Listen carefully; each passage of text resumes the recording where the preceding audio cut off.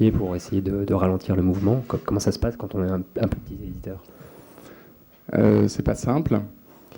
Bon, sachant qu'aujourd'hui, c'est moins d'1% du marché de l'édition qui est numérique, et peut-être même moins de 0,5%.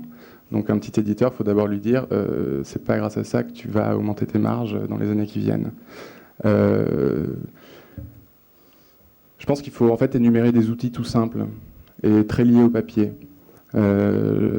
Aujourd'hui, le web permet de faire de la promotion croisée avec le papier, permet de lire en ligne, de télécharger des extraits, d'acheter après avoir lu l'extrait, permet d'alimenter les sites des éditeurs, les sites des réseaux sociaux. Autant de choses qui, petit à petit, vont constituer une sorte de fond numérique de l'éditeur, sans forcément qu'ils mettent en vente un fichier e-pub pour aller sur l'iPad de dernière génération, etc. Mais en tout cas, va le familiariser avec ces outils.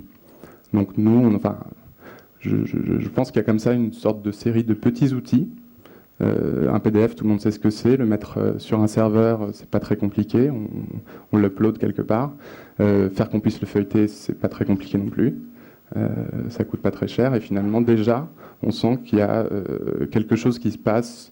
Alors, c'est pas renversant, on va dire. Mais en tout cas, c'est des premiers réflexes que les éditeurs ont. Merci. Est-ce qu'il y a des questions dans la salle à nouveau? Ne soyez pas timide.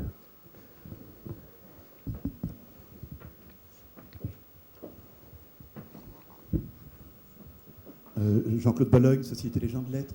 J'ai été très intéressé par le discours de Florence Houillot, notamment sur l'invalidité des clauses d'avenir et sur la durée limitée des avenants 3, 4, 5 ans.